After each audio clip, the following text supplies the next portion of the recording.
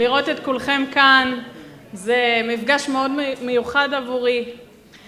לפני שאני אזמין את האורח הכבוד שלנו, לואי שריף, אני רוצה להזמין את פרופסור אלבק, רקטור האוניברסיטה, כדי לשאת דברי ברכה.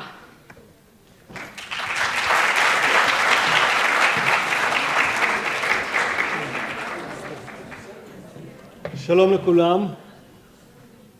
פותחים בכבודה של אכסניה, אז אני רוצה להודות למחלקה למדעי המזרח התיכון, לראש המחלקה שראיתי אותו פה קודם, פרופסור זאב מגן, לנסיה שמר, דוקטור נסיה שמר, שאני מבין שהיא יזמה וארגנה. אירוע, אני חושב, כל כך חשוב וכל כך מרתק, בעיקר בתקופה הזאת, אבל בכל זמן, לא יודע, 1,600 השנים האחרונות, 1,400 השנים האחרונות, מפגש בנושא הזה הוא מפגש מרתק. תודה ללואי שריף שנמצא כאן. אני חושב שיחסי יהודים מוסלמים עברו הרבה עליות ומורדות לכל אורך ההיסטוריה. עליות ומורדות שבמידה רבה היו יכולים להימנע אם כל אחד היה מכיר את השני, כל אחד לומד על הצד השני, כל אחד מגלה שהשני הוא לא שד אלא גם אדם. ואני חושב שהאורח שלנו עבר את התהליך הזה של מאויב להכיר את האדם שבצד השני, וברגע שמכירים אז התפיסה משתנה לגמרי. אז אני באמת חושב שזה הזדמנות פז לשמוע בגוף ראשון מאדם שנמצא בשני הצדדים, יכול לספר לנו על התהליך כולו, ואולי על עוד הרבה דברים מעניינים. אז בעיקר אני מאחל לנו שיהיה סמינר, הרצאה, מפגש מעניין ומרתק. אנחנו נמצאים גם ערב יום השואה, עוד יומיים, אז אנחנו בכלל בתקופה מאוד מאוד מאתגרת, אנחנו עדיין בתוך מלחמה, אנחנו עדיין עם 59 חטופים, אנחנו עדיין עם הרבה מאוד פצועים ונפגעים ובני משפחה וחיילים במילואים, אז זו באמת תקופה מאוד מאתגרת, אבל אני חושב שדווקא בתקופה מאוד מאתגרת כזאת, טוב לשמוע את מה שאני מניח שנשמע פה היום. אז בעיקר שיהיה לנו מעניין ושיהיה לנו תקופה טובה יותר.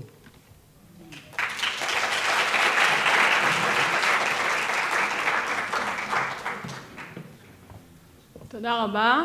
אני רוצה להזמין בבקשה את פרופסור זאב מגן, ראש המחלקה ללימודי המזרח תיכון, לברך.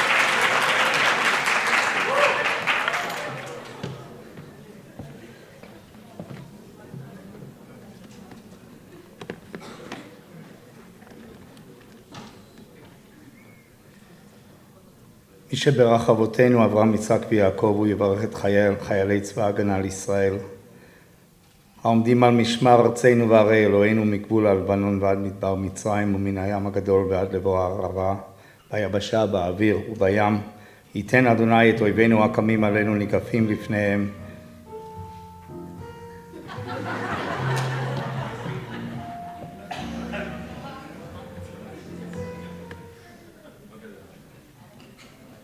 אשמתי. הקדוש ברוך הוא ישמור ויציל את חיילינו מכל צרה וצוקה ומכל נגע ומחלה, ושלח ברכה והצלחה בכל מעשה ידיהם. ידבר שונאינו תחתיהם ויעטרם בכתר ישועה ובעטרת ניצחון, ויקוים בהם הכתוב כי אדוני אלוהיכם ההולך עמכם להילחם לכם עם אויביכם להושיע אתכם, ונאמר אמן. سيداتي وسادتي طلابي الأعزاء والأحباء، أهلا وسهلا بكم. السلام عليكم ورحمة الله وبركاته. גבירותיי ורבותיי, סטודנטים יקרים, ברוכים הבאים. שלום עליכם וברכותיו ורחמיו של השם יתברך עליכם. אם מישהו תהה אי פעם מדוע האסלאם שם דגש כה חזק על הצד של רחמי האל, לכם את התקופה שבה אנחנו חיים כעת. إنه لشرف كبير جدا لنا في قسم لدراسات الشرق الأوسط هنا في جامعة بار إيلان أن نستضيف رجلا الذي والله أتعلمون ماذا؟ أن نستضيف رجلا يعني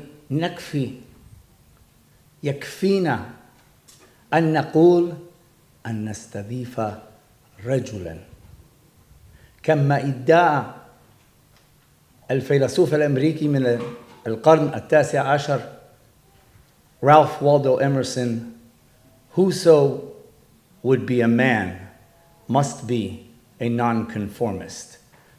الذي يريد أن يكون رجل فيتوجب عليه أن يكون مستثني. אני אתרגם. זהו כבוד גדול בשבילנו, בשביל החוג ללימודי המזרח תיכון והאסלאם כאן באוניברסיטת בר אילן, לארח אדם אשר, וכאן אני קטעתי את עצמי וחרגתי מהטקסט שהכנתי, כי הבנתי שהכבוד הגדול כאן זה לארח אדם, גבר, רג'ול, מספיק להגיד את זה, כי כפי שאמר הפילוסוף האמריקאי הדגול מהמאה ה-19, רלף וולדו אמרסון, מי ששואף להיות אדם, מי ששואף להיות גבר, פשוט חייב להיות נון-קונפורמיסט. חייב לשחות נגד הזרם.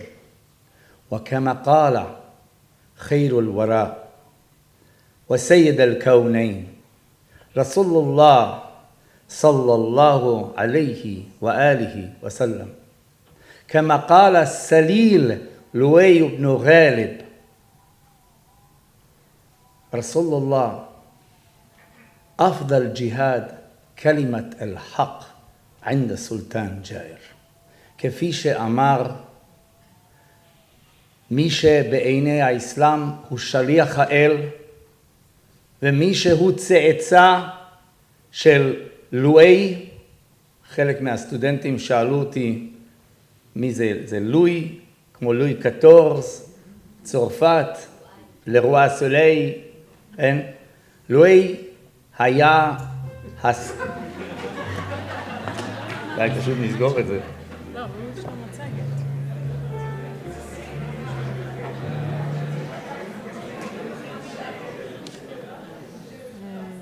אני באמת שמעתי את זה. זה לא נורא. קצת ליווי מוזיקלי, לא, רק שאני לא אתחיל לרקוד פתאום. לואי היה הסבא רבא רבא של הנביא מוחמד, והנביא מוחמד אמר שהמאבק, הוא משתמש אשכרה במילה ג'יהאד, המאבק הראוי ביותר הוא אמירת אמת בפרצוף של רודן עושק. وأكبر سلطان جائر في العالم في أيامنا هو الأكثرية. كما نقرأ في القرآن الكريم في المصحف الشريف من بدايته إلى نهايته مرة بعد أخرى وأكثرهم لا يعلمون وأكثرهم لا يفقهون وأكثرهم لا يؤمنون وأكثرهم لا يشكرون. הרודן העושק הגדול ביותר בעולם הוא ההמון, העדר הפועה ולא חושב. כפי שכתוב בקוראן פעם אחר פעם, ורובם, אכתרהם, לא מבינים, רובם לא מפנימים, רובם לא מודים וכיוצא באלה. ضيفنا اليوم هو مجاهد ضد جور والسفاحة الأكثرية. ضيفنا هو رجل. האורח שלנו הנכבד היום הוא לוחם נגד העושק והטמטום של העדר הפועה של ההמון הלא חושב. האורח שלנו הוא אדם, הוא גבר. אחד מהדברים שלואי שריף מדגיש אותם הוא החיבור בין היהדות והאסלאם. ואני רציתי רק לשתף אתכם דקה אחת לפני שאני מעביר לו את המיקרופון בחוויה שהייתה לנו, והיא חוזרת על עצמה מאות ואלפי פעמים כמובן, אבל ישבנו בכיתה לפני מספר שבועות וקראנו את איית אל-קורסי, פסוק הכס, אחד מהפסוקים החשובים ביותר למוסלמים בקוראן. אללהו لا إله إلا هو الحي القيوم لا يأخذه سنة ولا نوم فله ما في الأرض وفي السماوات وفي الأرض.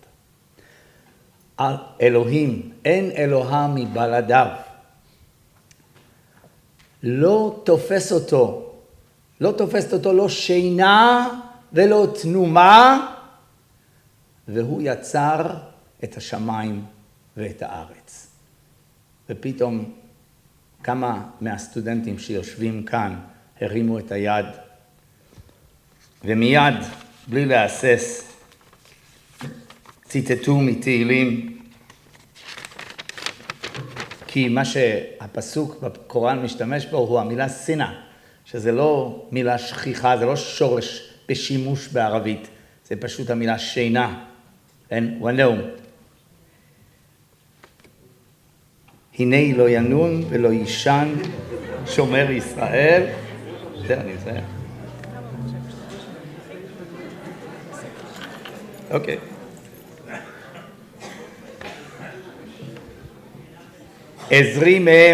עזרי מהם השם עושה שמיים וארץ. הסמאוותי והארד.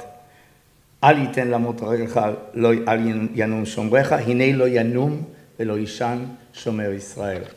הקשר הוא כל כך הדוק, ואין מקום שהקשר הזה יכול לבוא לידי ביטוי יותר טוב, לא באוקספורד ולא בהרווארד ולא בפרינסטון ולא בקולומביה ולא אלמה מאטר שלי ולא באף אוניברסיטה אחרת בארץ.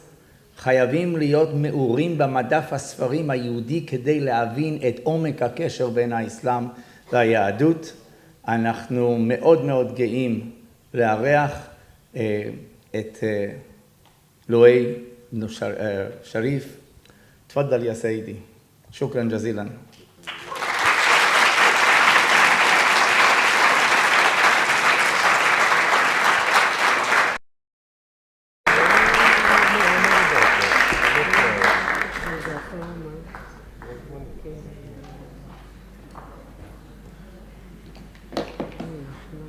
I want to make sure that the song doesn't go up. So how to, okay, so. Okay, I'll just touch this from time to time. Okay, first of all, מדהים, הכל בסדר? I hope you speak, please tell me, for the record, okay. Please tell me you speak English and understand English, right? הכל בסדר, ברוך השם. אני יכול לדבר בעברית, אבל in English it's much faster. So first of all, I am so honored to be here in Bar Ilan University. This is my first time, but this is my third time in Israel. And every time I go to Israel, I have to explain to my mom, may God bless her, in Saudi, how much I love Israel. למה אתה אוהב את השפה העברית ולמה אתה אוהב את מדינת ישראל? Why? So I always say, you know what? I learned from the Torah something that is very similar to Islam as well. It's כבד את אביך ואת אמך, לאריכון ימיך על האדמה אשר אדוני אלוהיך נותן לך. You should unmothered. And then also in the Quran, وَقَضَى رَبُّكَ أَلَّا تَعْبُدُوا إِلَّا إِيَّاهُ وَبِالْوَالِدَيْنِ إِحْسَانًا. So I love my mom so much. She's my weak point. But I always tell her, Mom, you have to understand. But the good thing is that my mom was my witness when I came back from Paris after I lived with a Jewish family. And she understands the journey that I went through. And I tell her, Mom, honestly, you know that my love for Israel is not because of Mossad agents sending me Bamba all the time. It's not that reason.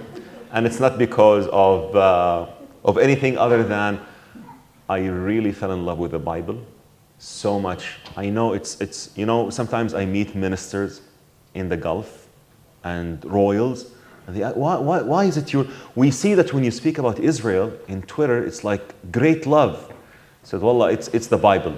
I know it's crazy, mishuga, ani odaya. Aval, it's the real reason. The Bible and the biblical Hebrew, every time I walk in Israel or in Jerusalem to be specific, I feel it come to life.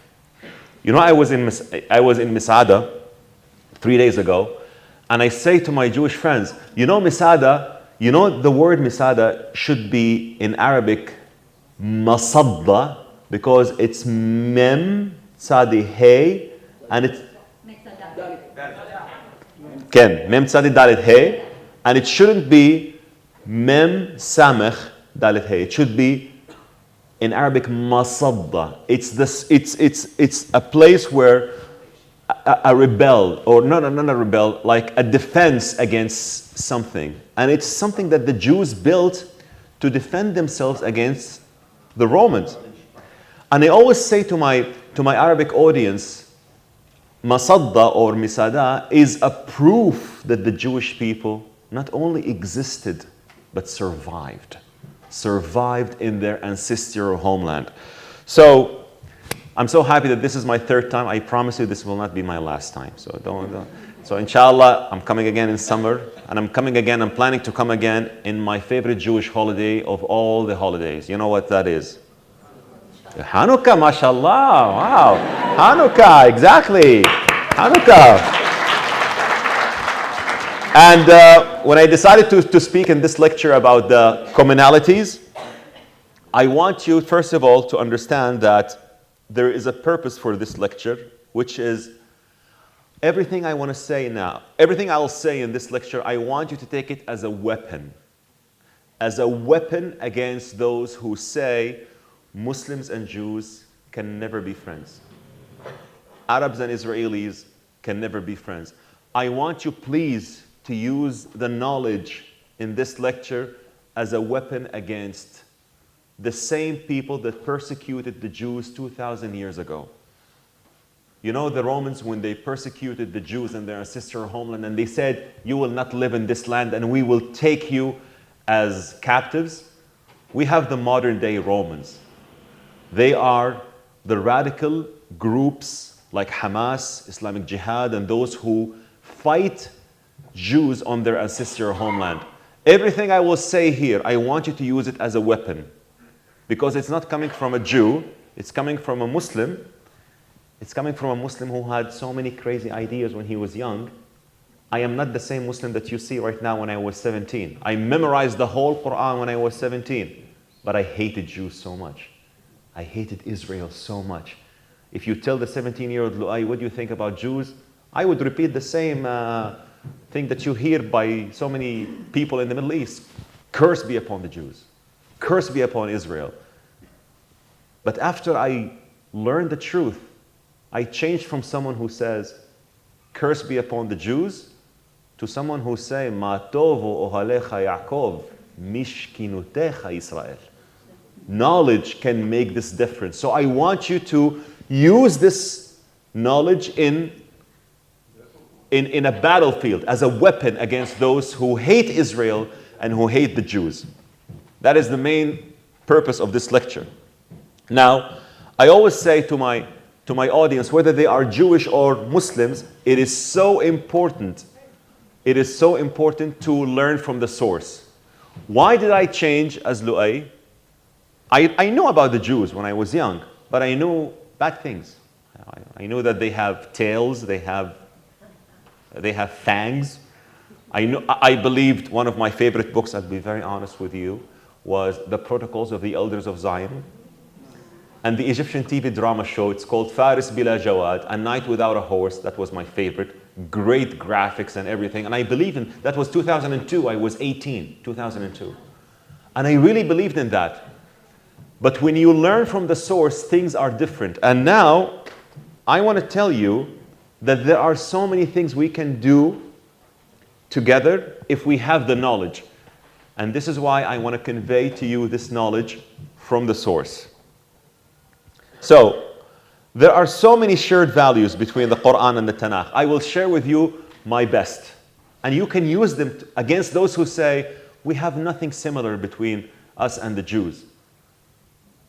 One of my favorite is monotheism. You know monotheism, like worshiping the one and the only true God? In the Quran, it's the prophets were saying to their people, يَا قَوْمِ اعْبُدُوا اللَّهَ مَا لَكُم مِّنْ إِلَهٍ غَيْرُهُ مَا لَكُم مِّنْ إِلَهٍ غَيْرُهُ. It's the exact phrase in the Torah, Adonai hu ha-Elohim, en od milvado. There is none but Him. He is the one and the only true God. And I always say to my fellow Muslims, you know, Jews really, you have to understand this. Not only they are monotheists or believing in God, they are the first nation that ever believed in God. The first nation that came with the concept of monotheism. Monotheism, 3,000 years ago, was a blasphemy. The Greek or the Romans or the Babylonians or the Assyrians would argue with you, how could you worship one God? No, there has to be a God for love, there has to be a God for thunder, there has to be a God for sun, there has to be a God for moon. How could you just compile them in one God? This concept of one God was actually an Israelite concept. And I always say, our monotheism in Islam should be always remembered as the Israelite monotheism, that there is only one God. And by the way, when I go to Mecca and I do Umrah, I did Umrah in Ramadan, and when I pray to God, I always say, I call Him God, I call Him Allah, I call Him in Mecca El Shaddai. That is the first name that Abraham called to God, Allahul Qadir, El Shaddai. And I say to myself that this is the God that I worship. This is the real God that I worship. I call Him also the God of Jacob, Ilah Yaqub, the God of Israel, Ilah Israel. As King David said, Baruch Adonai Elohei Yisrael me'ha'olam ve'ad ha'olam, amen ve'amen. That's my favorite. I have to repeat it everywhere I go. Everywhere I go, I have to, because you know, it makes the connection to those who don't know enough about Jews, or even some Jews who don't know about Muslims, that we really share this belief. This is so powerful in building bridges. And this is so powerful when Hamas propaganda talks about the Jews as non-believers or as people who don't believe in God. You have to fight that back with knowledge. That's one of my favorites. The second, as my friend says, you know, there is a verse in the Quran, we call it the verse of the throne, Ayatul Kursi, where it talked about Allah, where it talked about God, that He doesn't sleep nor slumber. لا تأخذه سنة ولا نوم. And it's the same exact phrase in the Tehillim for another name of God. You know what that's the name of God? The protector of Israel. So it's so funny when a Muslim comes to you and say, Habibi, listen, Lואי, don't try to convince me otherwise. I'm a Muslim. I believe in all the prophets of God, including Prophet David and King David, but I'm against Israel. Okay, then do you know that David, when he used to pray, he said something like this verse, Hine lo yanum velo yishan shomer Yisrael. He doesn't sleep nor slumber, the protector of Israel. Do you know that David, that 1.8 billion Muslims around the world, many of them are named after, who say, I hate Israel so much, they are named after not a regular king, not a regular Zionist king, but a Zionist king who was so deeply in love with the ancestral homeland of the Jewish people that is Israel. And this is why I say it is so funny when I hear one of my Muslim friends come to me and his name is David or Dawood in Arabic. And he comes to me and say, Lואי, Al-Quds or Jerusalem will never be the capital of Israel. It will be the capital of any other state. I say to him, okay, you know what? I would agree with that. Under one condition, you change your name. He said, why? What does this have to do with anything? I said, Dawood, you are named after the king who proclaimed Jerusalem as the capital of Israel. It was not Donald J. Trump. It was King David. It was really King David. So when I provoke people, when I provoke my fellow Muslims with this kind of knowledge, it makes them, it makes them insult you first, but it makes them think back and say, no, what do you mean that King David? Yeah, my name is Dawood, and I love David, but we don't know much about David. We don't know much about his kingdom or his wisdom or about anything really about David other than that he's just a prophet and a king. And you know why I love the Bible? I'll be very honest and blunt. One of my main reasons to love the Bible so much is that if you give any nation in the world a book and you tell them, write the story of your nation, you know what they would write? The glories, only the good things, the good stuff. But the Bible does not sugarcoat David, Solomon, Yirmiyahu, Yeshayahu, anyone. It tells you what they did good, what they did bad, what they did wrong in the eyes of God. It tells you everything. And this is why, to me, the Bible is really the Word of God. And I really defend it vehemently because it is miraculous how it changes people's minds and hearts, like it did to me. It did change my mind and heart. So this is also a second shared thing that we can learn from the commonalities. And also, what if they tell you that the Bible was changed or the Torah was changed? I can answer that by saying that I can answer that by saying that this is a claim, then show me where is the original text. If you're saying that it's changed, you should tell me how it was changed, by who, and where is the original copy. Before typewriting, before Gutenberg, we don't have any original copy of anything. It was just a scribe after a scribe. And for the Jewish people to change a text, it is not only hard, it is impossible. Jews taught the world how to write. I'll tell you why. You know, when a Jewish scribe wrote the Tanakh or the Torah in ancient times, they had to go through lots of harsh traditions to write that. They have to count the words, they have to count the lines, and if they find an error, if they do an error in one column, you know what they would do? They wouldn't get rid of it. They wouldn't burn it. They would bury it with rituals. This is why we find lots of Geniza in Egypt, like the buried documents that Jews wrote before Common Era. So my answer to those who say it is corrupted, I would tell them, please show me where it's corrupted. Yes, there can be some typos because, for example, if I'm a Jewish scribe and writing the word Aram or Adom, there is a difference between Resh and Dalet. I could have some slight changes or it could be written differently, but that is not a deliberate change by Jews on the text. And you know what? One of my favorite things about the Hebrew Bible is the Dead Sea Scrolls. And the Dead Sea Scrolls, please take it as an advice. The Dead Sea Scrolls is Israel's national treasure. The Dead Sea Scroll is the modern state of Israel's national treasure. Israel's national treasure is not Waze or cherry tomatoes or other products that are amazing. In my opinion, Israel's national treasure is the Dead Sea Scrolls because it shows the authenticity of the book that gave Israel its legitimacy. And I will speak about the Dead Sea Scrolls inshallah later. But back to the commonalities, this is also one of the great things that I love about the Bible, or I love about the Tanakh. And we also have a similar commandment is that you should never hate the stranger. You should always love the stranger. And you know why this commandment is so special to my heart because when I lived with a Jewish family in Paris, she told me, Rachel, she told me, Lואי, why do you hate the Jews? I said, well, I was taught by my sheikhs and my scholars that you should hate Jews for the sake of God. You should hate for the sake, al-bughdu fillah. You should hate for the sake of God. This is a very wild interpretation of radical Islam. But you should hate for the sake of God. So I hate you because for the sake of God, Rachel, I'm just doing it for God.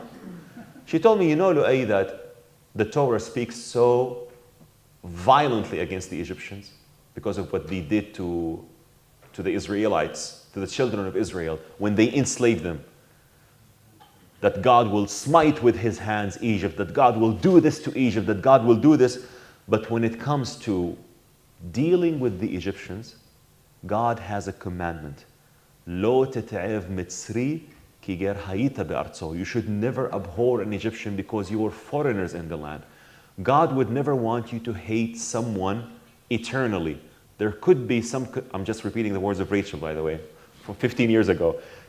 There could be contextual hate or temporarily, but it's not permanent. But I said, no, but we have other verses as well, that you should hate Jews and Christians, and you should never take them as friends. If you believe that this is eternal, then you are doomed. You should always believe that they have a context that is not repeated every time and everywhere.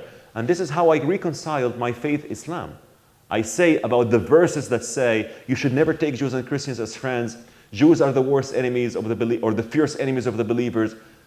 If you understand the concept that in the 7th century there was the Byzantine Empire and there were some political coalitions here and there that led to this understanding, you would say, okay, that was contextual, but it's not permanent. You should never hate a special group, an ethnic group or a religion or a specific group of people for eternity. So I always say to those who say we have text that says you should hate, I said there is nothing called hate for the sake of God. There are historical contexts that should be always remembering us that it is temporarily, but it's not eternal. That was one of my favorite. And of course, the last one is the one that I just said right now about honoring the parents. My mom loves this when I always talk to her about that. What did the Torah teach you? I say, kabed et avicha ve'et immecha. And she likes that. So other than that, she doesn't want to listen, but at least she likes that. And I believe that this is a very important shared value that we can build together. There are so many other things, but I will just stop with that about the shared values and common grounds that we can build based on these commandments. There are so many others, but these are, in my opinion, the most important. Now, I will move ahead with another topic related to the mutual understanding between Muslims and Jews, which is the state that we are right now in, the modern state of Israel. And I say to my fellow Muslims, and I say to those who don't want to understand the truth, that Israel should always be undisputed. Israel should never apologize for its existence. We have a problem in the Muslim world. I'll be very quite blunt with you. The word Israel itself, they just understand that in the Quran we have Israel as Jacob and that's it. But Israel is not Jacob alone. You know what is the perfect answer what is the perfect answer to give to those who say, what is Israel? Israel is 5 things. Israel is the name of Jacob, is the name of the nation, is the name of the land, is the name of the northern kingdom, and is the name of the modern state. It's a very complex name, but you have to understand it. And I always say to many people in the Middle East that the biggest misinformation we have with the nation of Israel and with the Jewish people is that people still view this land, this amazing land, as a foreign colonialist white project from Europe. And this is absolutely false. Why Israel is here? Because Israel has always been there. Why are we celebrating, by the way, in 2 weeks we are celebrating Yom HaAtzmaut, correct? זה יום הולדת של מדינת ישראל, right? אני לא מסכים.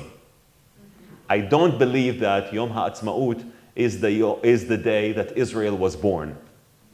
I believe Israel is not 77 years old. Israel is 77 years young, 3,000 years old. We should always have this narrative to all of your friends that Israel is not 77 years old. And one of my Jordanian friends who argued with me about this, he told me, I don't believe in the Bible. Give me another thing that shows that Israel is not 77 years. Your Israel is not 77 years old. I said, okay, you know what? Let's go to Amman, Jordan, Amman Museum in Jordan. Amman Museum is so fascinating. It has a big stela or a big slab that is called the Moab or Mesha tablet. Mesha tablet, that's archaeological, that's not the Bible. Mesha wrote on record that he was so mad, furious against an Israeli king, his name is Umri, because he tried to do something that the Israelis love to do all the time, annex more land. So Umri wanted to annex the land of the Moabites, and Mesha was so happy that he defeated Umri. And I told him, you see, this is a proof. He told me, Lואי, listen, hold on. Mesha defeated Umri. I said, that's not the point. That is not the point. The point is that there was a king named Umri, and there was a kingdom called Israel, and they tried to do some battles. So many things happened, but it's historical correct that there was a kingdom called Israel. And Umri, if we don't have any archaeological evidence of Umri, we have only the Bible. But this stone proves to you that there was a kingdom of Israel. So Israel is not 77 years old. And I hope that one day we can have this officially, that Israel is not 77 years old. The second thing that we have about Israel, among the Muslims who don't really want to accept Israel, is that, well, you know what? The land was never called Israel. It was always called Palestine. And I know this is a very sensitive topic, but I'll be very blunt. I'm not against the Palestinian people, just FYI. I'm against Hamas and radical Islamists, but I'm not against any people. I'm against Hamas and the Islamic Jihad, but not against the Palestinian people. But the word Palestine, how it came to power, is something that we don't know enough in the Arab and the Muslim world, and Israel is not doing enough job to explain this. So the land, this piece of land, was always called the land of Canaan. It was renamed to the land of Israel by Joshua, and it was always called the land of Israel until an evil Roman emperor called Hadrian decided to expel the Jews because the Jews revolted. And Hadrian asked his advisors, who are the adversaries of this rebellious group, the Israelites? They said, you know, their adversaries are the Philistines, who lived in 5 strongholds, Ashdod, Ashqalon, Gaza, Gat, and Aqron. He said, you know what? I will erase, I hope it doesn't play. It didn't play, that's good. Back to Hadrian. Hadrian said, I will do something that will provoke them and erase their history. I will start changing names. Names of cities that they hold dear to their heart.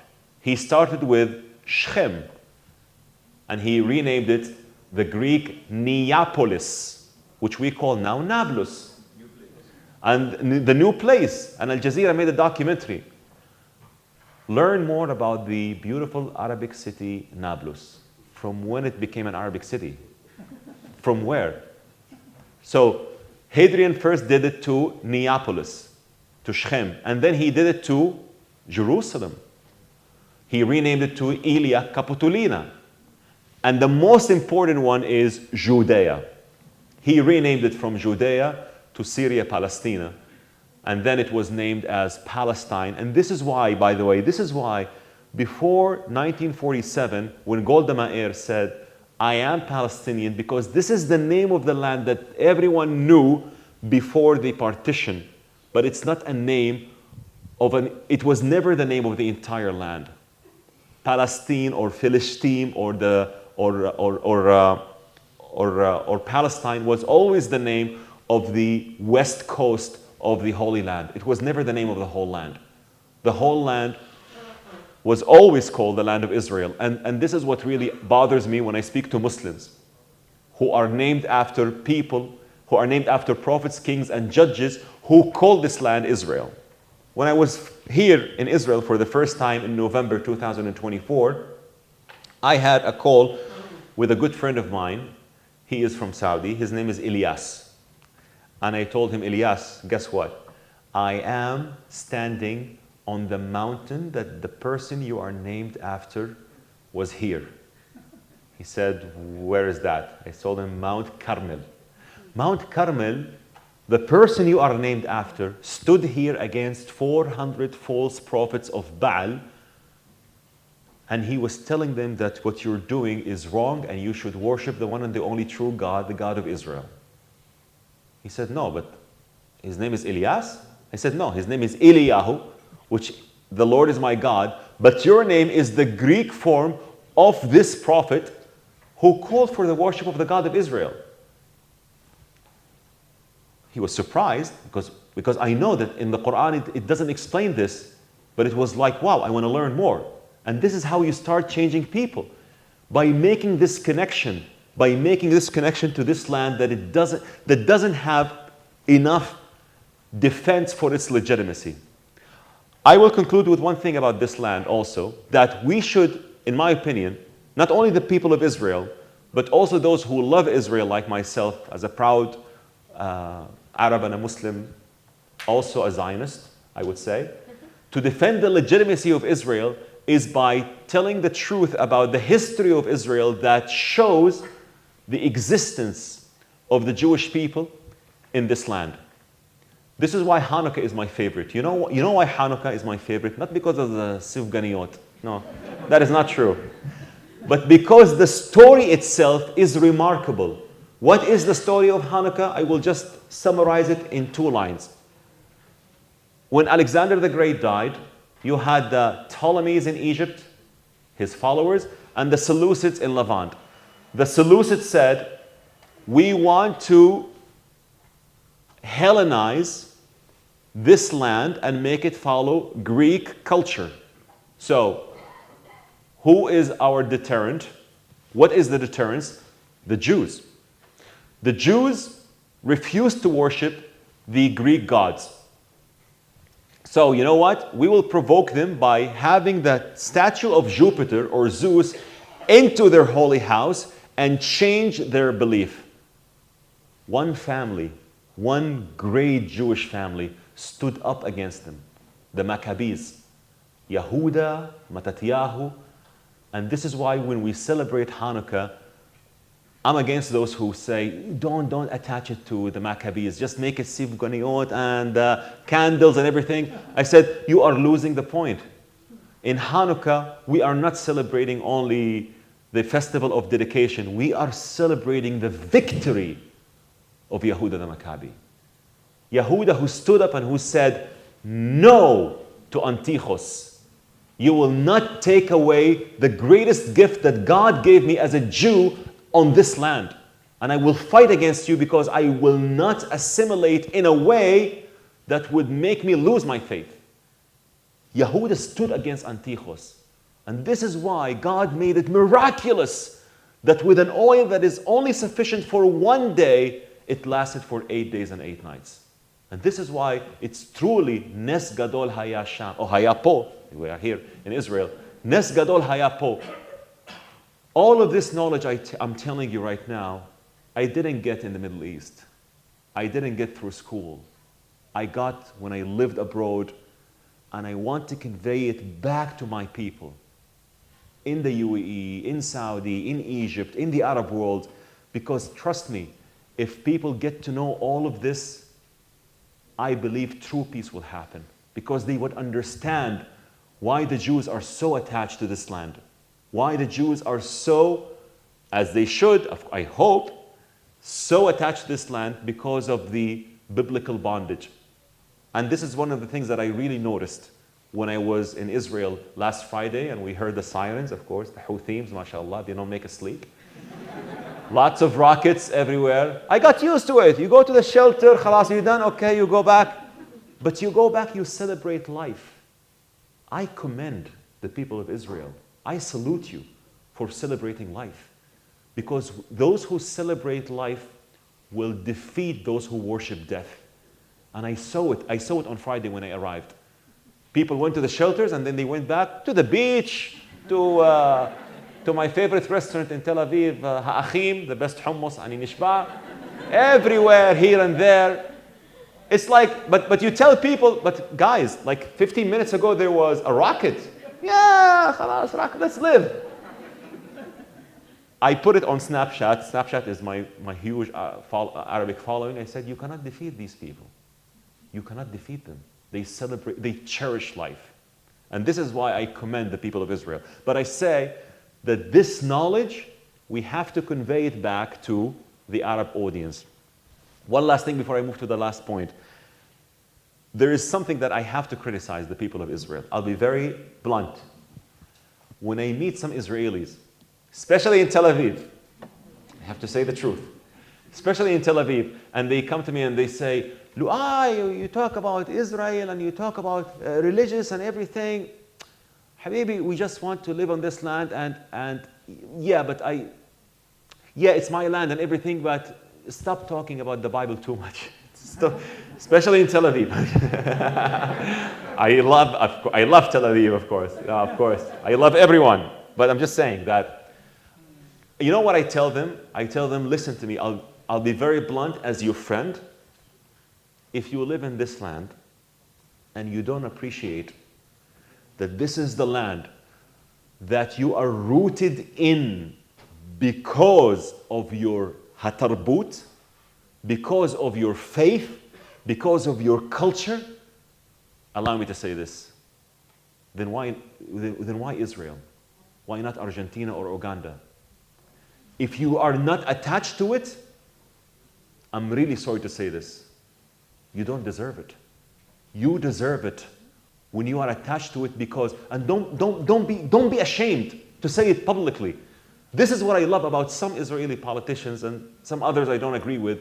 But when I hear an Israeli politician, without naming names, standing in the United Nations saying that behind me on this wall, there were words of a prophet who lived in my country. His name is Isaiah, who said, "Lo yasa goy el goy harib, v'lo yilmidu od milhama." I come from this same country, and I'm telling you, we are deeply rooted in that land. That makes me, as a Muslim, as an Arab, bravo, Bibi, wallah, bravo, bravo, bravo, bravo, bravo. Because if you don't feel the connection, then why Israel? I am someone who used to hate Jews. And the Bible made me appreciate this country even more and more. I'm not asking you to make it a religious state, okay? But I'm saying do not lose your tradition. Imagine if I tell you I'm an Arab and I'm a Muslim, I don't fast Ramadan, I don't go to Mecca, I'm a Muslim. Are you?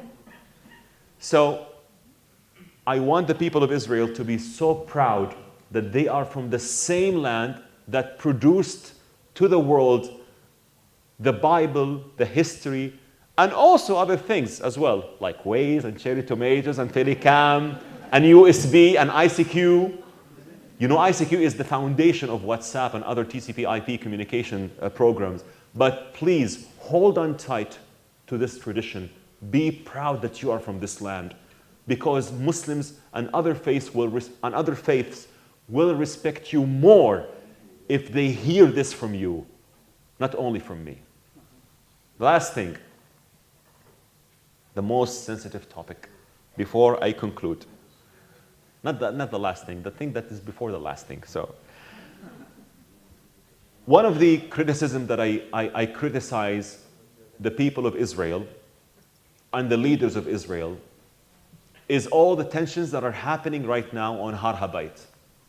You know who I criticize? Even though he was a brilliant military commander, but I criticize him. And I say, I wish you acted differently. Moshe Dayan. Moshe Dayan, he gave Har Habayit as a gesture to those who took it as an obligation. Moshe Dayan, he said, I don't want to deal it as a Vatican.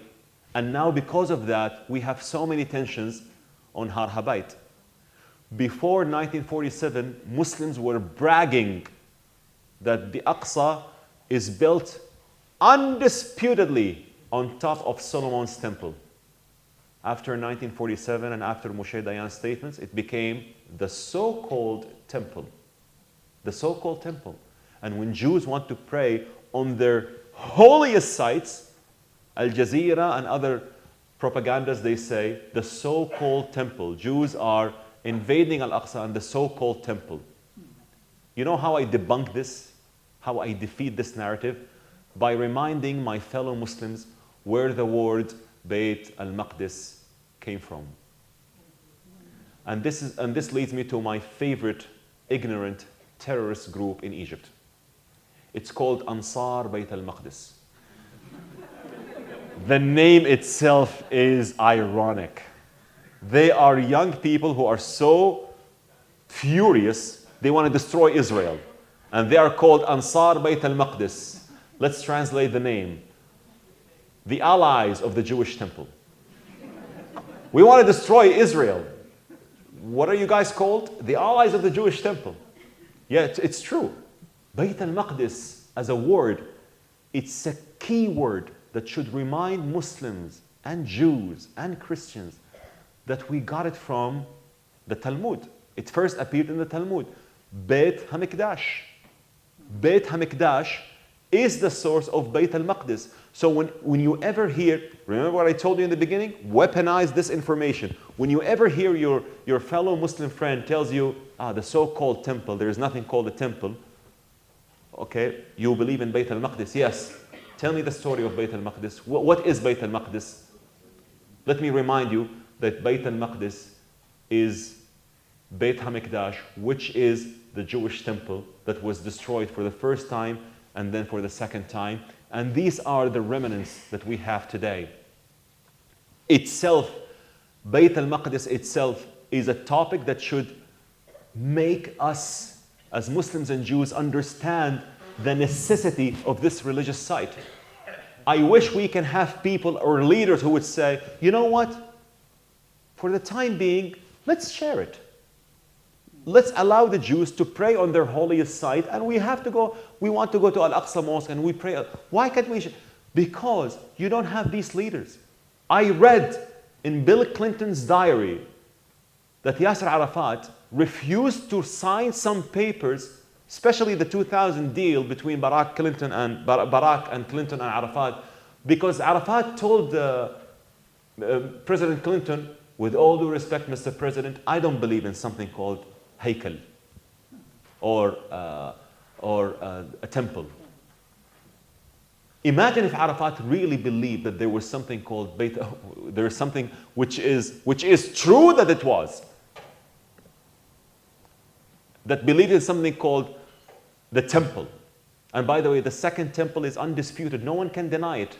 The first temple, people are saying there are no archaeological, we can talk about that. But the second temple, no one can argue that it was there. He refused to sign a paper of peace because he simply said, I don't believe it existed. And guess what? Lately, there is an Arab state that condemned Israel. And it said, we condemn Israel for showing some videos of burning Al-Aqsa and rebuilding the so-called temple. But when I looked at the statement, I said, I wonder not. This is the state that hosts Al Jazeera. Of course they would say the so-called temple. Of course they would say the so-called temple. But we should arm ourselves with knowledge and tell people that there is nothing called so-called temple.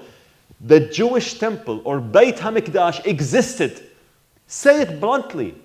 If you can't, bring your Muslim friends who are Zionists, who can say it. But you cannot rewrite history or erase factual truth to appease people here and there. Bayt al-Maqdis should be a common ground between world leaders who want to solve the matter of Jerusalem by saying, let's share the space. And honestly, when I say let's share the space, I would say let's share the space and give more freedom to the Jews than they have today, because it is their holiest site. Remind me, as a Muslim who performed pilgrimage twice, Hajj twice, what do I have to do with Bayt al-Maqdis? I performed Hajj, I performed Umrah. It's never in my rituals that I have to do anything with Jerusalem. It's only in Mecca and Medina. But I'm just saying, I understand that there are some people who view it so sacredly, but if we have the knowledge about Bayt al-Maqdis or al-Haykal, we would really understand why the Jews are attached to this spot. Lastly, before I conclude, that is the last thing. Now, I know people when they see the politics here and there, they say, oh, Lואי, it's gloomy, it's cloudy. Are you optimistic? I am so optimistic with the Abraham Accords. With the Abraham Accords 2.0. You know why I'm optimistic? Because the American administration that brought the Abraham Accords are now back on track. And the American president, may God bless him, President Trump, who named it Abraham Accords, not normalization deals as some people in the old administration wanted to change. He called it Abraham Accords. It will thrive. And you know what is the best thing about the Abraham Accords? It is not security agreement between Israel and some Arab states. It is people to people. I met people from Israel when they came to Abu Dhabi and the UAE, and of course it's an open invitation to all of you to come to Abu Dhabi and Dubai. When they come, I met some I would say radical Jews in the settlements who came to me and they say, Lואי, I'll be very دغري. The word mosque to me terrified me. אני נגד. I'm against mosques. Mosques are places of hate. Places that curse Jews, that curse us. They don't like us. I hate mosques. But when I came to Sheikh Zayed Mosque in Abu Dhabi, I saw something different. When I saw people wearing galabiya or kandura, and they greet me and they say hi, hello, I say, no, this is different.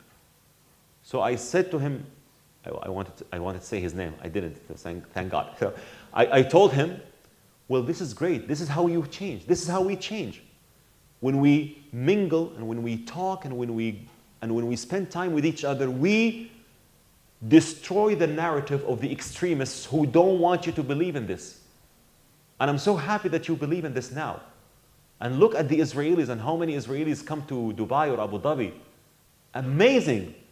This is the future. And I wanted to come here to tell you that I am very optimistic about the advancement of the Abraham Accords, about many countries that will join the Abraham Accords, including Saudi Arabia, inshallah.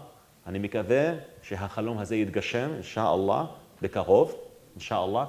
And I'm so optimistic that so many things will develop and happen in the region. And I always say, it's our duty as peacemakers, as social media influencers, to give people hope and to tell them it is possible. Arm yourself, please, with the knowledge of this lecture to stand against the radicals who don't want to see us in this room, or who don't want you to believe that Muslims and Jews can be friends, or Arabs and Israelis can get along. We can get along. We are friends. We will build the Middle East. We will reconcile the Muslim-Jewish relations. And inshallah, in 10 years or 15 years' time, you know what we will worry about?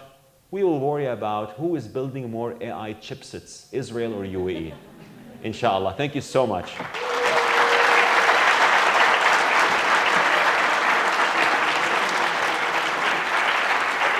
We can take Q&A.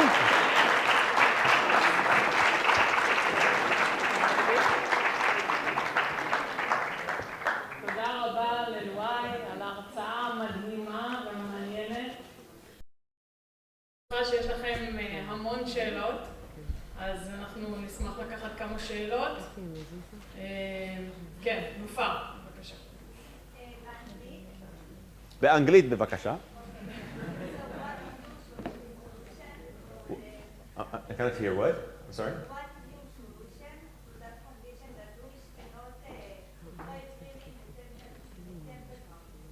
What is my solution for that the Jews cannot pray in the on Har Habayit, right? Who's asking? I'm sorry. Can you raise your hand? Ah, okay. So I was looking there. Okay. So what is the solution? So I told you, in my opinion, the solution would be religious leaders or political leaders to understand the importance of this site to the Jewish people. Unfortunately, not many people or not many decision makers in the Arab world understand this. So we have to educate them. In my opinion, we share the space. We share it. Even though I say we share it and give more freedom to Jews, because this is their holiest site and their only holy site. But I would absolutely go for or vote for a change in the status quo. That is unfair, in my personal opinion.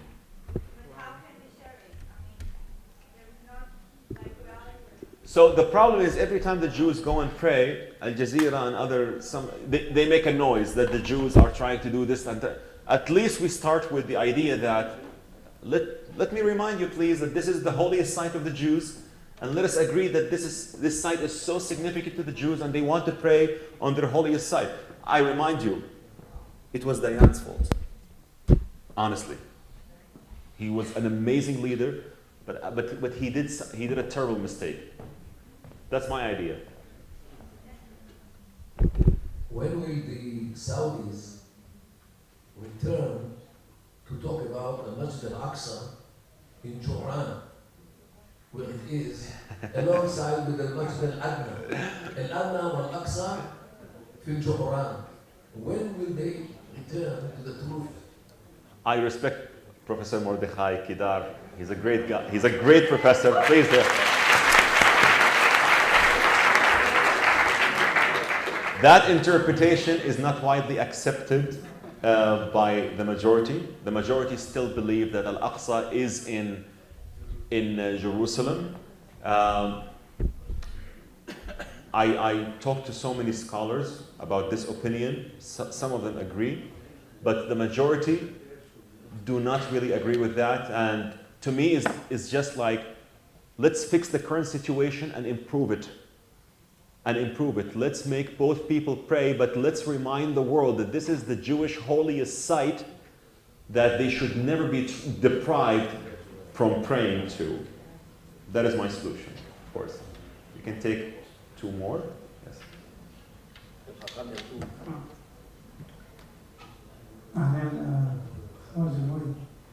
دحسي معك بالعربي وأسألك سؤال. هل تعلم في التوراة وين هي بلد فلسطين؟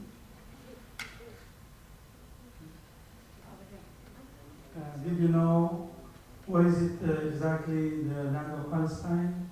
It's written in the Torah itself.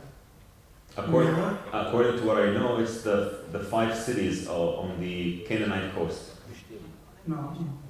They conquer these 5 towns from Judah land. Because in Isaiah at chapter 15, it's you can see the whole part of Israel between Ashdod and south until Gaza, until Rafah, and you take the street until the Dead Sea. This is the land of Yehuda. It's not our TV, our media that they call us, they tell us this is the desert of Judah. Judah is the king. They give him the desert. Judah take from Ashdod, as I tell you before. So what is it exactly? It's written in the Torah. It's written in the Bible that Rabbi Salion comment, and you can see it there. In my book, you can see it there. I will be more than happy to learn more about that. The point I know about the Philistine, they came from a Greek mountain, from Crete, and then they invaded the west coast. But of course, I would be more than happy to learn more about that. And yes, I would be more than happy to learn more about. But I'm saying, and by the way, when people ask me, I'll be very quick about this. When people ask me, do you believe in a Palestinian state? I say the following: before we talk about a Palestinian state, let's talk about having a Palestinian leadership that says out loud publicly, we recognize Israel as a Jewish state. We will live side by side with Israel. We will stop teaching our kids to hate Jews, and we will thrive, prosper together. If this happens, trust me, people in Tel Aviv will march into the streets demanding a Palestinian state. But as long as it's not there, I don't think it will happen anytime soon. And I say, many of people that I know personally, may their memory be a blessing, who died on October 7. And I would like to say that one of them was Imbar Shem Tov, Zechrona Bracha, inshallah, may her memory be a blessing. Many of those who died were the most pacifist Israelis who came to me on my Instagram before October 7, and they were saying, Lואי, you are so right-wing. We believe in the right of the Palestinians to have a state. We love the Palestinians. They should have a state. And they were rewarded by being killed and murdered on October 7. So Hamas killed the hope of even the Israelis to have a Palestinian state. When I was asked in a big stadium in America, I said, you know what? Let's just focus first on finding this Palestinian leadership, and then we can talk about the Palestinian state. So that's for me. We can take two more questions. Okay. أهلا وسهلا. أهلا وسهلا. بفضل أحكي بالعربي. تحكي بالعربي بعدين أنا أترجم. بعدين I will translate. أنا هون عربي ليش ما أحكي معك؟ ما شاء الله. السؤال الأول السؤالين هي شخصية. Okay. So two personal questions. I'm a Scorpio. FYI. Okay. السؤال الأول هو ما بتخاف من المتطرفين اللي ما بيحبوا النشاطات اللي بتعمل. Okay, you're not afraid of the extremists who threaten or who don't like what you do? نعم. والثاني هو أنت قلت إن سافرت على فرنسا عشان تعليم. وكنت عايش مع يهود. عايش على يهودية. كيف عشت مع أنا ما فهمت هذا المقطع. كنت مع اليهود وأنت كنت بتكره. Yes, about my travel to France, and I hated Jews. Yes. So, first of all, am I afraid of extremists? Yes, I get lots of threats online, but you know what? I was in their shoes for a very long time. When I was young, I defeated them, so I became invincible. And this is why when I come to Israel and my friends tell me, you're not afraid of the sirens? I tell them, Habibi, those who fire the rockets, I defeated their ideology. You think I would be afraid of their rockets? I defeated something even bigger, so I'm not afraid. Baruch Hashem. Hazak ve'ematz. Al ta'aros ba'atiham. The second thing, I didn't know the family was Jewish. I was in France, the Tzarfat, it's very personal it's very personal, the religion of the family. So they just gave me, it's a host family program, so they just gave me a paper. You want single room, double room, family with pet, no pet? That's it. So when I signed, I thought, it's a Moroccan family, maybe, or Tunisian family. I went and I saw in the living room a big Hamagen David. I was about to scream. I remembered an Egyptian TV show called Ra'fat al-Hargan. It's the top Egyptian intelligence officer who infiltrated Israel. It's a sci-fi, but I just remembered that. And I asked for the transfer. And I have the email from 2010. And I will publish it soon. I don't feel proud of it. I will publish it soon and I will make a video. This is why you need to follow me on Instagram, please. First thing you do, after we finish this. The email I wrote 2010 when I went to Paris.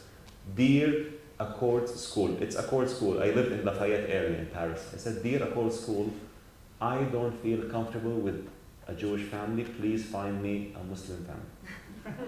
I don't feel proud of saying that, but that's the truth. They told me it will take 2 weeks. The family, Baruch Hashem, were Mizrahi. So they did 2 Shabbat dinners and it worked. You know, and they cooked the Yemeni jahnoon. Wallah, it's okay. I'm becoming a Zionist no more and more. No, but it really worked. But I didn't know that they were Jewish. And the mother, and by the way, I want to say one thing. Rachel, she lives in Israel, in Netanya, the French colony.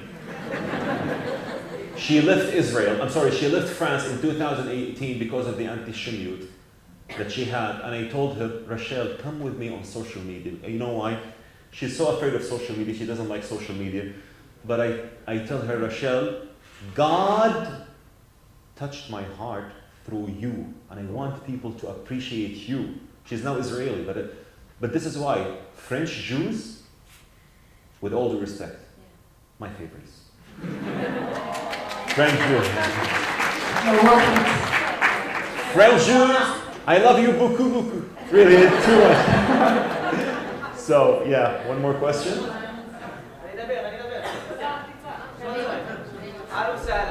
هذا شرف كبير وهذا احترام كبير انت موجود هون. شكرا. وهكذا كان دراسة مميز كثير وسؤالي بمحل في ادعاء في الاسلام انه احنا اليهود مش ابناء اسرائيل الاصليه في القران وفي التوراة. شو رايك بالنسبه لهذا الموضوع؟ So when people say to me the Israelis today are not the same Israelites, they are the Ashkenazi and the Polish and everything, I say, you know what my response is? They are. Same language, same traditions, same belief, same faith. They are. They are the same people. And no one would hold on tight on this belief and get themselves into trouble if they were not part of this family. So of course the Israelis today, but we have to convince the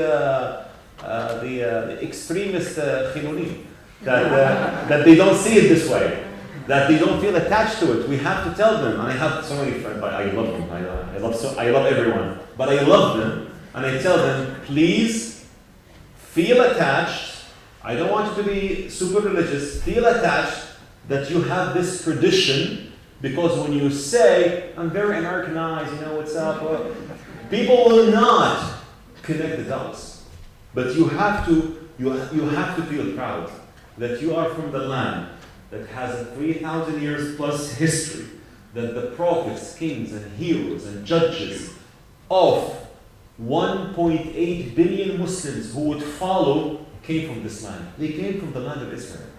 They came from this land. You know, I was filming a video in Jerusalem explaining to my Muslim friends that the word for hell in Islam comes from this very spot, Gihanom, in Jerusalem. Gihanom. It is the spot that the prophet Jeremiah condemned people putting their children as sacrifices to the god Miloch. It happened here in Jerusalem, and it was transformed from Gihanom to Gehenna in the Christianity to Jahannam. Everything is related to this holy land. Everything, especially Jerusalem. This is why when you walk through the streets of Jerusalem, you really feel so. Listen, there is Jerusalem Central. Okay? I believe in that. There is something that when you leave Jerusalem, you have to come back. You have to come back. And I always stay, by the way, in this area, Machna Yehuda. I love it so much. So this is my answer to you. Same people, same language, same tradition, same festivals. Do you know that Jesus of the Nazareth, that our dear Christian friends follow, you know that he celebrated Hanukkah in the Gospels? In the Gospel of John, there is a verse that says, and Jesus ascended to Jerusalem for the festival of dedication in winter times. What is the festival of dedication? It's Hanukkah.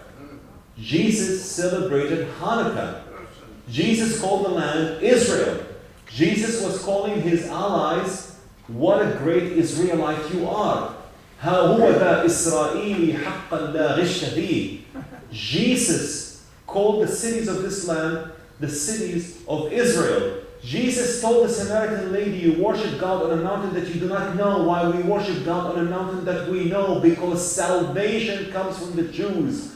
What a progressive Palestinian Jesus was.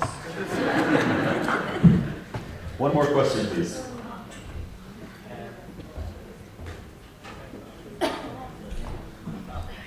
I would love to stay more, but I really have to catch the flight, so I'll take one more question. Hey. So first of all, thank you very much. Thank you so much for coming. And I have one question. Sure. All your talk is about interpretation. Yes. All your talk, you're putting some stuff on the flag and the rest you're putting down. You're choosing to take one side and you're choosing to take the rest and putting down as less important. And my question is about influence, because that's where you work. So when you choosing, you trying to put your perspective that you're putting on your perspective in an Instagram, that you have the sound back, right? That's how it works. So how do you feel the possibility of changing the people that not in your sound back? So you know when I feel the change happens, when I received the call from my friend, from my cousin Fahd from Saudi Arabia, and he told me, Lואי, I'm going to Dubai. I just wanted to let you know that I'm going to Dubai to spend a Shabbat dinner this Friday with an Israeli Jewish family. Because of your videos, I really wanted to explore who the Jews are. And you know what? I like it. I'm going again next Friday. This is what you see. I am not expecting people to change overnight. I didn't. But it will, we plant the seeds, and we always say, God is our witness. He knows that we are doing this for a good purpose.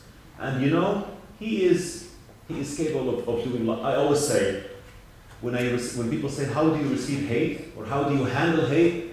I say, I handle it because I know it's a mission worth fighting for, even if I get killed, by the way. My favorite, my favorite hero of peace is the Egyptian President Sadat, who paid his life for peace. And you know what? We're going to die anyway. If I die for this mission, I would welcome it. And I would say to God, I did my best to bring your children together. It's a mission worth fighting for. Even if you influence one person, two persons, three persons, you plant the seeds and you leave the rest to God. You know what Yeshayahu said for changing people's minds and hearts? He was always saying this verse, Go'alenu Adonai Tzabaot Shmo Kidosh Yisrael. Fa'adina Rabbu Junudi Ismuhu Quddus Israel. That was in the context of changing people. And I believe in that. So I say I do my best and I leave the rest to God. But I do it with a good intention. My mission and the peace activist mission is not to part people away. Is to bring people closer based on commonalities. We want to make, inshallah, Abraham Avinu proud. Inshallah. Thank you so much for coming. Each and every one of you. I really would have loved to stay more, but I have to go to the airport. And I have a very special tour. Thank you so much.